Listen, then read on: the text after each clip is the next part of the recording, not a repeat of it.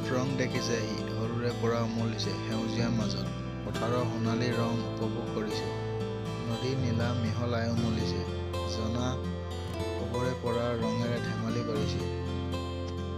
কেতিয়াবা হয়তো অভিমান কৰিছে, যেতিয়া নীলা আকাশখনি ডাৱৰে বগা কৰি পেলাইছে, যেতিয়া মাটি মিহলি হৈ পানীখিনি মটীয়া হৈ পৰিছে, তেতিয়া বানে পথাৰৰ সেউজীয়া নোহোৱা কৰি পেলাইছে। ৰঙেৰে মানুহে সপোন দেখে। সিও দেখিছিল অলেখ সপোন, ৰঙীন সপোন। ৰংচঙীয়া পখিলা ঘূৰি ফুৰিছিল সপোনত।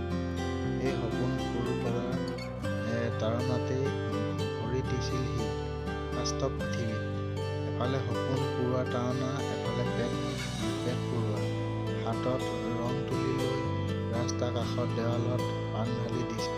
ৰং হয়তো আছিল তাৰ বাবে জীৱন।